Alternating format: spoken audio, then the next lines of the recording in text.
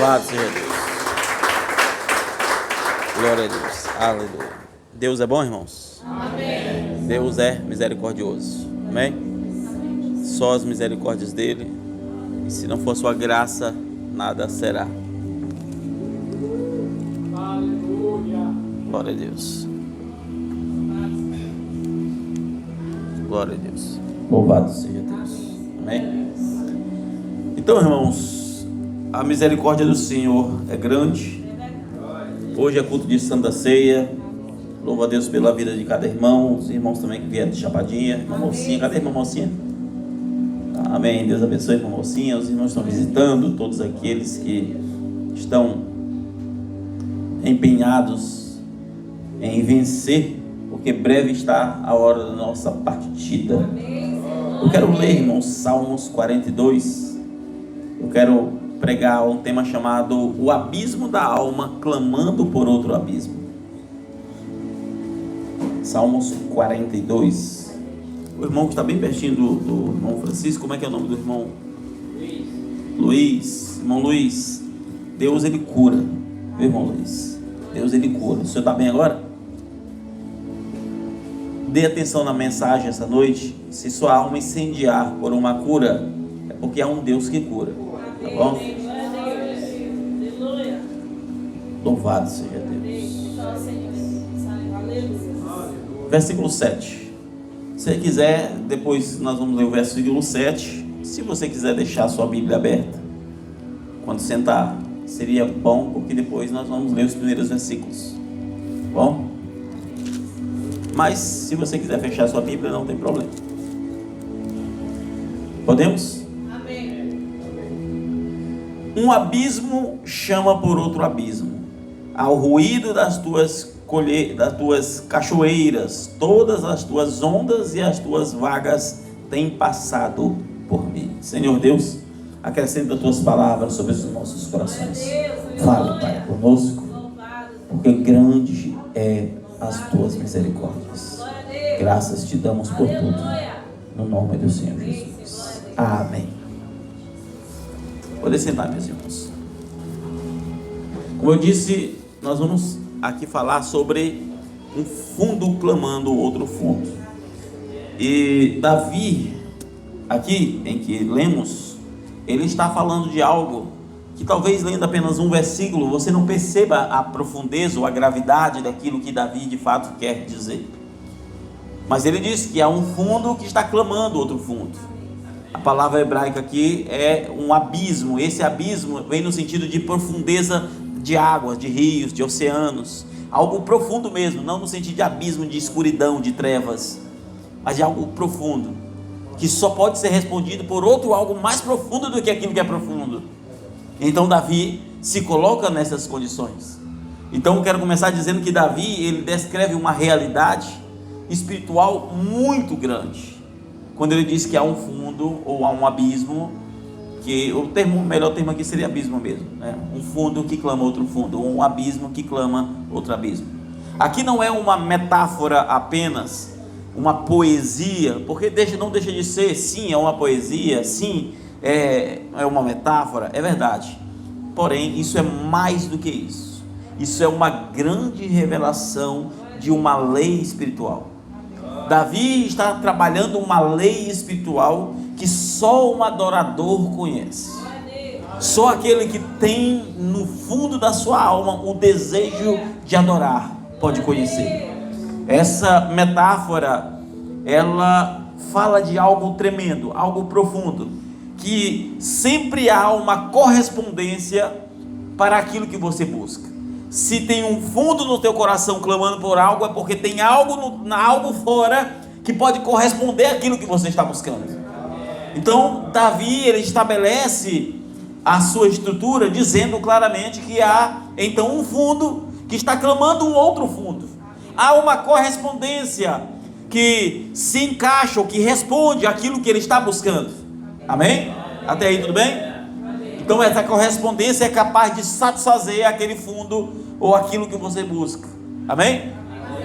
Nisso, no primeiro verso ele diz assim, no primeiro, para você entender, observe: assim como o cervo é o veado, né? É a gazela, né? Assim como o cervo brama pelas correntes de águas, assim suspira a minha alma por ti, ó Deus. Observe que ele está dizendo: se tem sede, um animal tem sede, é porque tem uma água para matar a sede. Sempre haverá um correspondente, amém? A minha alma tem sede de Deus, do Deus vivo. Quando entrei e me apresentei ante a face de Deus, as minhas lágrimas servem-me de mandamento de dia e de noite, enquanto dizem constantemente: onde está o teu Deus? Quando me lembro disto, observe, dentro de mim derramo a minha alma, pois eu havia ido com a multidão, fui com eles à casa de Deus, com a voz de alegria e louvor, e com a multidão que festejava. Olha só: por que te abates, ou por que está batida, ó minha alma? E por que perturbas em mim? Espera em Deus, pois ainda louvarei pela salvação da tua face. O verso 6 ele disse: ó meu Deus, dentro de mim a minha alma está batida, por isso lembro-me de ti desde a terra do Jordão, e desde os Emonitas, e desde o pequeno monte. Aí ele vai para aquele versículo que há um abismo clamando outro abismo, há um fundo clamando um outro fundo. Aqui era o coração de Davi, enquanto as pessoas perguntavam: cadê o teu Deus? Porque ele ia para o culto com a grande multidão, estava ali em alegria, mas houve quando ele não podia estar cultuando, e a sua alma estava entristecida, porque ele buscava a presença de Deus, ele buscava estar na face do Senhor, e havia um abismo clamando por este abismo, ou seja, o fundo da sua alma estava clamando por algo. E ele começa dizendo que assim como a gazela, o cervo, tem sede e busca as correntes de águas, da mesma maneira ele tem sede de Deus. Amém? Então, assim como a sede aponta para a água, a sede de Deus aponta para Deus. Se eu tenho sede de Deus, eu tenho a maior evidência da existência de Deus. Se meu coração está voltado nas coisas de Deus, eu tenho a maior evidência que eu sou um salvo em Deus. Mas se o meu coração ainda aponta para as coisas do mundo, se o meu coração ainda aponta para aquilo que não é de Deus, isso prova que o meu afago, as coisas que eu busco, há um outro fundo correspondendo àquilo que eu estou buscando, que são as coisas pertinentes à vaidade, à vanglória, à prostituição e toda sorte de pecados. Então, o homem, ele precisa entender, amém? Precisa entender exatamente o que realmente as Escrituras estão falando. Aqueles que buscam buscar fazer aquilo que está em seu coração, ele vai ter sempre algo para corresponder àquilo que ele busca. Ele quer vaidade, haverá vaidade suficiente para ele buscar. Ele quer prostituição, ele quer conversas paralelas, ele quer brincadeiras, ele quer tudo que não presta, ele terá tudo. Inclusive o profeta diz assim: se você vai num culto e vai para ouvir ou vai para falar mal de alguém, Satanás colocará pessoas para você falar mal. Mas se você veio buscar Deus, você também buscará e encontrará aquilo que busca. Se você veio buscar a cura divina, há um Deus que traz cura divina. Se você veio buscar redenção para a sua alma, então há um Deus que traz redenção. Porque tem que ter um fundo primeiro clamando por esse outro fundo. Amém? Tem que exigir isso.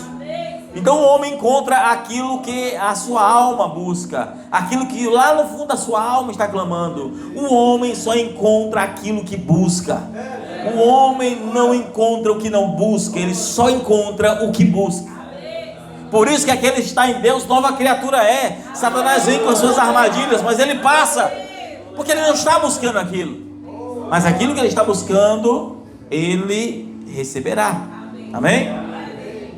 Então, se o seu coração deseja pecado, prostituição, você vai encontrar, porque há um fundo clamando outro fundo. Antes de existir uma árvore, havia uma terra para receber uma árvore. Antes dos peixes terem as suas elgas, as suas barbatanas, havia água para que os peixes pudessem nadar, porque o habitat do peixe é a água. Vocês estão entendendo? Antes que os pássaros tivessem asas a voar, havia céu para que os pássaros voassem, porque é um fundo clamando outro fundo. Há uma lei que exige todas essas questões.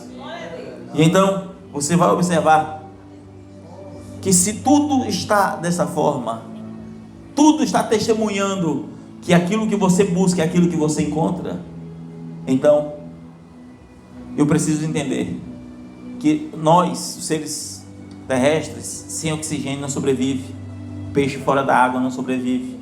Mas por que um cristão fora de Deus sobreviveria? Por que um adorador sem aquele que devemos adorar poderia sobreviver? Como há condição de servirmos a Deus de maneira tão ingênua, tão distante, sendo que não tem mais um fundo clamando por outro fundo? Nós temos agora hábitos construídos. Eu vou à igreja, eu volto, mas o meu coração já não tem sede de Deus.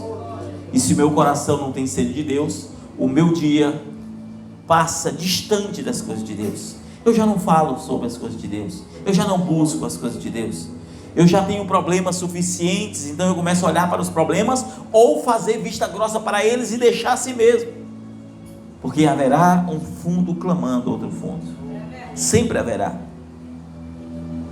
E quem somos? Qual o nosso papel nessa proposta de Davi? Davi estava angustiado, estava com a alma abatida, porque queria mais de Deus. Às vezes nós passamos por outro momento diferente, distinto, nós já não nos angustiamos, e deveríamos nos angustiar por não nos angustiarmos, porque quem está buscando a Deus é assim, dentro de si tem uma cobrança. Você não vive em pecado, mas é como se você vivesse.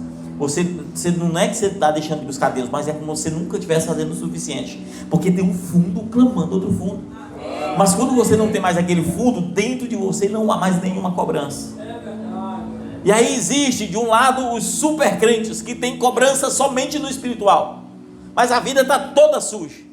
Tem outros que vivem muito na sociedade, tudo certinho, tudo bom, mas não tem sede nenhuma de Deus. Ambos erram, porque se não há mais um fundo clamando outro fundo acerca das coisas de Deus, a Bíblia diz: enganoso é o coração, quem o conhecerá? A primeira coisa que Deus disse abertamente, quando se fala da raça humana como um todo, foi: o meu espírito não contenderá para sempre com o homem. O coração do homem é má continuamente, desde a sua mocidade. Enganoso é o coração. Se não olharmos para o fundo e olharmos que fundo é que está clamando agora, qual é o fundo? Qual fundo está clamando dentro de nós? Se não fizermos um diagnóstico para analisar que às vezes o fundo é outro, você não tem mais desejo de resolver os problemas, você não tem mais desejo de ter uma vida diferente, você não tem mais desejo de ter uma transformação pessoal, vigiar com os lábios ou com o que seja. Você perdeu aquele fundo que pode trazer uma transformação. E então o culto se torna um lugar comum, porque o sagrado se torna profano. A Bíblia diz em Atos 17, 28, nele vivemos, nele nos movemos e nele existimos. O nosso habitat natural é em Deus. Se nós não vivemos nele, se não é nele que nós não nos movemos, e se não é nele que nós existimos, em vão é a nossa vida. Nós já ganhamos a nossa vida, e então perderemos a eterna. É necessário que haja um fundo clamando outro fundo. Isso me faz lembrar de Jesus, naquela citação onde Jesus estava andando, e um disse: mestre, eu vou contigo. E Jesus sabia que não havia um fundo clamando outro fundo. Disse: Disse: as raposas têm covis, os pássaros têm ninho, mas o Filho do Homem não tem nem onde reclinar a cabeça. Ele, aquele homem, estava em seu coração buscando outra coisa, e Jesus sabia. Então o próprio Jesus convida outro e diz: agora não mais, aquele se convidou. Então Jesus aponta para um e diz assim: venha, me siga. Tudo bem, Senhor, eu vou, mas deixa-me primeiro enterrar meu pai. Jesus estava mostrando: não há um fundo clamando outro fundo. Então ainda outro, e nenhum dos três tinha um fundo clamando outro fundo. Então, certa feita, Jesus estava andando e encontrou um homem que desde a sua mocidade guardava toda a lei, mas não conhecia a lei de Davi, a lei de que há um fundo clamando outro fundo. E ele disse: bom mestre, o que eu posso fazer para herdar a vida eterna? Jesus, sendo conhecedor de toda a lei, sendo conhecedor dos costumes judaicos, disse para alguém que guardava toda a lei: por que me chamas bom? Só há um que é bom. Ele estava dizendo para ele: você conhece a lei, você sabe como é. E ele disse: mas se quer ser salvo, deixa tudo que você tem aí, pega a mala velha, joga tudo fora e vem e segue-me. Eu vou te dar um outro tesouro. Mas não havia um fundo clamando por aquele fundo. Havia um diálogo de lábios, mas o coração estava longe de Deus, cumprindo Isaías 34. Quando não há fundo clamando realmente o fundo, nós vivemos uma vida religiosa, uma vida falsa, uma vida apagada, uma vida sem presença, uma vida sem uma transformação. O fundo tem que clamar um outro fundo. A questão é: que fundo é que o teu coração tem clamado? Será a vaidade? Será a internet? Será o que é que realmente lá no fundo da tua alma está clamando? Qual é o teu prazer? A Bíblia diz que o prazer do cristão é meditar na lei de dia e de noite. E Davi nos ensinou uma grande lei, a lei da correspondência, aonde se eu tenho sede de Deus, há um Deus que corresponde à minha sede. Se eu tenho sede de cura, há um Deus que pode curar. Se eu tenho sede de transformação, há um Deus que pode transformar. Ainda hoje, um jovem me chama ali fora e diz: pastor, queria conversar com o senhor, quero me reconciliar, minha vida está meio de trás para frente. Ele disse: eu estou conversando com uma moça, e a moça disse para mim entrar na igreja. E aí eu já conheço o senhor, mas eu queria logo era batizar. Eu disse para ele: vamos para o culto. Ele: não, eu estou de short. Não, vem, vamos para o culto. Você quer transformação? Vem ouvir a palavra. Não, eu estou desse jeito. Assim, sabe quando você quer uma... É igual assim: pastor, você pode assinar minha carteirinha, sou um salvo? Você pode assinar minha carteirinha, sou cidadão do céu? Porque eu preciso ser batizado, eu preciso, né? Só faltou fazer isso, porque para eu receber minha bênção eu tenho que ter um documento. Só faltou isso, né? E Deus não está atrás disso. Aí eu tive que falar: você sabe como eu sou? Eu disse: se você não vier pela causa correta, não adianta. E a maior prova de que você não quer Deus é que você não vai estar aqui no culto hoje. Porque se não houver um fundo clamando outro fundo, não haverá uma correspondência para aquilo. Não haverá. Não haverá.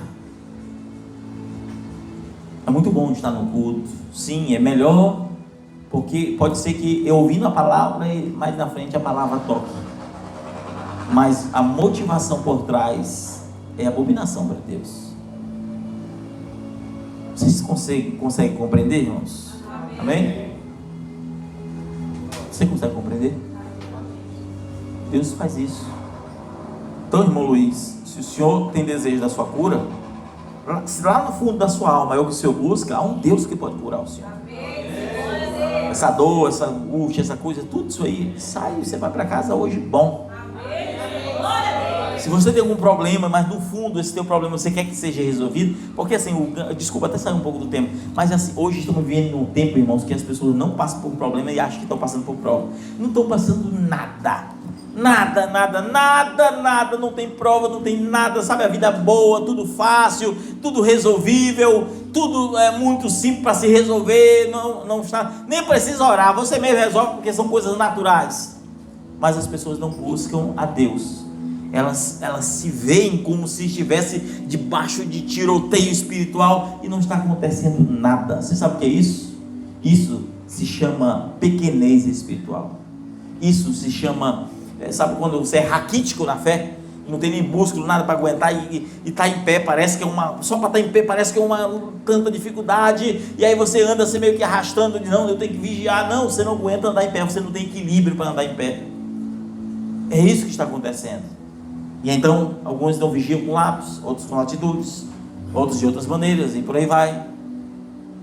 Sendo que, se lá no fundo da minha alma, se lá no fundo da tua alma, se não houver um fundo clamando por outro fundo, se não vier um desejo de transformação, não haverá um Deus que transforma. Se lá no fundo da tua alma não tiver o desejo de mudança, não haverá um Deus que te transforma. Porque Deus, Ele está a nos ajudar aqueles que o buscam. A graça já te coloca em uma condição que você pode buscar. A graça, a suprema graça, ela já sela a célula da morte que te trazia uma incompatibilidade para te colocar na presença do Rei. Mas na presença do Rei, eu preciso clamar. Eu preciso clamar enquanto há tempo. Eu preciso clamar enquanto há desejo. Às vezes nos entregamos, tantas coisas para ser resolvidas, tantas coisas para... Nós nos entregamos. Às vezes perdemos a fé que haverá mudança, haverá isso, aquilo, outro, porque nós já temos uma ótica natural, uma ótica terrena. Mas Davi, ele distrai o mais profundo. O mais profundo. Eu lembro que os profetas falam que na época dele havia uma criança que começou a comer borracha, começou a comer. E ele não sabia porquê, mas ele comia borracha mesmo. E foram levar no médico. Por que esse menino está comendo borracha, fica comendo borracha? O corpo dele não gerava uma substância que tem na borracha. Então ele se alimentava, o corpo estava clamando por uma substância que tinha na borracha. Mas o subconsciente é que estava agindo, mas o menino conscientemente não sabia porquê. Ele comia borracha. Então ele tinha deficiência em algo que era comum na borracha. Porque há um fundo clamando outro fundo. Às vezes você está fazendo uma coisa e o Espírito Santo está dizendo assim, não faz isso. Tem que haver um fundo clamando outro fundo. Quando você perde isso, você perdeu tudo. Foi o que Davi disse. Que eu perca tudo. Tire tudo de mim, mas não tire de mim o teu Santo Espírito. Porque o Espírito Santo, Paulo deixa bem claro, ele está em você, não é para qualquer coisa. O Espírito Santo está em você como selo. O Espírito Santo está em você para você não fazer o que você quer. Isso é Romanos 7. A carne luta contra o Espírito contra a carne. Deus coloca o Espírito para que você não faça o que você quer. Mas por que ainda fazemos a vontade da carne? Porque não há um fundo clamando o fundo de Deus. Não há um desejo de Deus. Não há uma sede de Deus. A sede está na libertinagem, na malandragem, na palavra torpe, no engano, na peleja, na dissensão, na inveja. O prazer não está na lei. O prazer está na vida humana. Está nos deleites humanos. E quando o prazer está nisso, a presença de Deus vai para distante.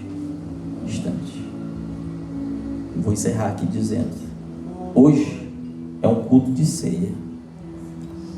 Há uma ceia, há um fundo que deve clamar no seu coração.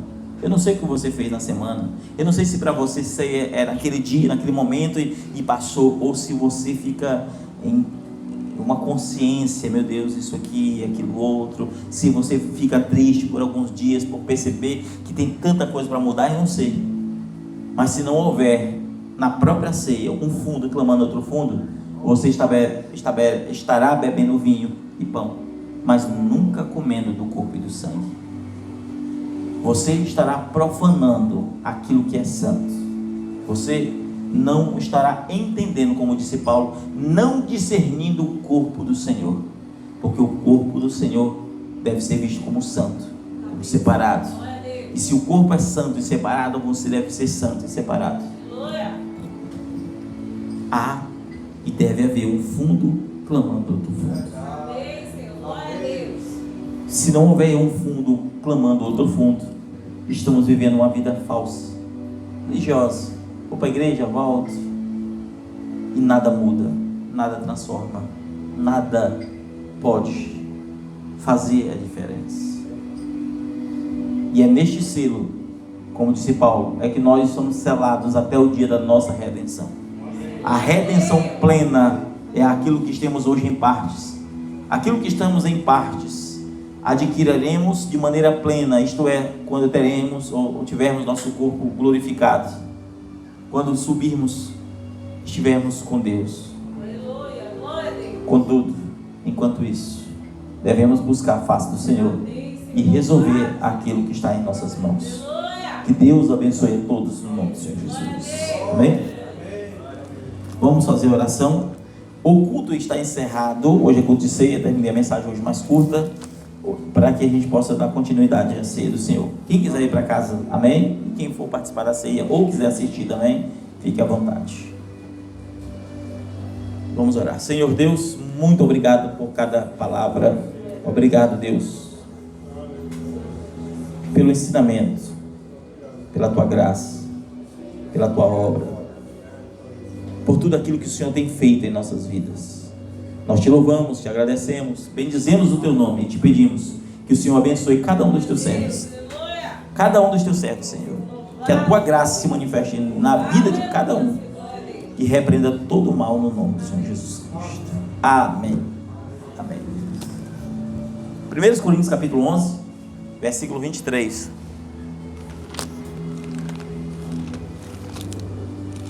1 Coríntios 11, 23.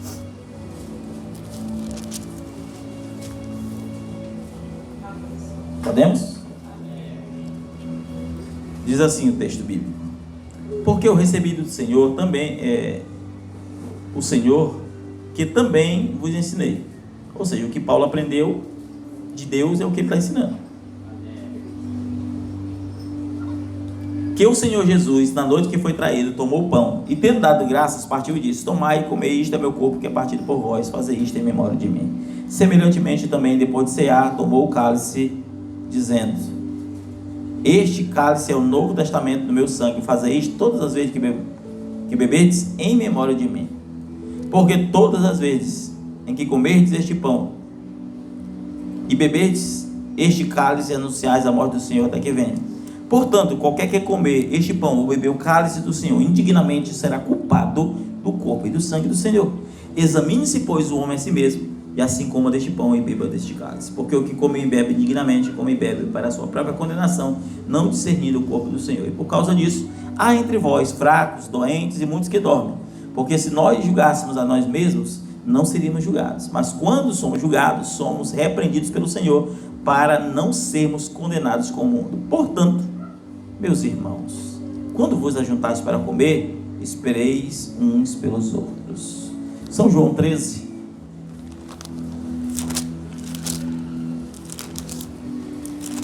Que após a ceia, versículo 4. Versículo 4 diz assim: levantou-se da ceia, tomou as vestes, tomando a toalha, cingiu, e depois tomou água na bacia, começou a lavar os pés dos discípulos e enxugar com a toalha com que estava cingido. Aproximou-se, pois, Simão Pedro e disse: Senhor, tu lavas os pés a mim? Respondeu Jesus e disse: o que eu faço não sabes tu agora, mas saberás depois. E disse-lhe Pedro: nunca me lavarás os pés. Respondeu Jesus: se eu não te lavar, não tem parte comigo. Disse Simão Pedro: Senhor, se não só meus pés, mas também as mãos e a cabeça. Disse-lhe Jesus: aquele que está lavado não necessita de lavar senão os pés, pois no mais tudo está limpo. Ora, vós está limpo, mas não todos. Porque bem sabia ele quem o havia de trair, por isso disse: nem todos estáis limpos. Então, depois que lhes lavou os pés, tomou a sua toalha, as suas vestes, e assentou-se outra vez à mesa e disse-lhe: entendeis o que eu vos tenho feito? Vós me chamais mestre e senhor, e dizeis bem, porque eu sou. Ora, se eu, senhor e mestre, vos lavei os pés, vós deveis também lavar os pés uns dos outros. Porque eu vos dei exemplo, para que, como vos fiz, façais vós também. Na verdade, vos digo, que não é o servo maior do que o seu senhor, e nem o enviado maior do que aquele que o enviou. Se sabeis essas coisas, bem-aventurados sois se fizerdes. Amém? Vamos parar por aqui. Então, a ceia do Senhor, ela é seguida do lava-pés. O lava-pés, como disse Jesus, não é apenas um hábito. Não adianta você, meu irmão, minha irmã, todo dia tem seu próprio irmão, sei lá, dois pré-adolescentes, sempre lava o pé um do outro, ou então não. Lava-pés nunca foi para você lavar os pés de alguém. Lava-pés foi para você demonstrar humildade neste ato de lava-pés. Assim como a ceia do Senhor não é pão de fato, é o símbolo, porque se for só o pão não serve para nada, é o símbolo do corpo e do sangue. Assim como o batido nas águas, as águas em si não é nada, mas é símbolo. Deixa eu ligar. Você deixou ligar 2. Desculpa, irmãos. É símbolo do novo nascimento. Tudo são símbolos. Todavia, os símbolos estão falando de algo que é maior. O símbolo em si nada é se o sentimento, se não houver um fundo clamando por outro fundo. Então, se você está indiferente com alguém, você deve lavar os pés dessa pessoa. Se você está errado diante de Deus, você deve então se acertar com Deus e dizer: Senhor, hoje eu acerto com o Senhor e tomarei dessa ceia como símbolo. Mas se não houver um fundo clamando outro fundo, você não passa de um religioso fazendo de algo sagrado como comum. Então não faça que aquilo que seja sagrado seja visto como comum. Caso contrário, você será culpado do corpo e do sangue do Senhor, como diz as Escrituras. Ceia é algo muito sério, irmãos. Ceia não é brincadeira. Não ache que é brincadeira. Foi o que Paulo disse: tem muitos fracos, muitos doentes, muitos que dormem. Talvez você está fraco na fé há muito tempo e não sabe por quê. Então, tome cuidado, vigie. Amém? Como sacerdote, é meu dever falar isso. No entanto, é você que deve examinar se vai ou não ceiar. Nunca eu. A não ser alguém que está fora de comunhão, vai conversar comigo, a gente apresenta antes, evidentemente. Amém? Então, que Deus abençoe a todos. Nós vamos orar aqui pelo pão e pelo vinho.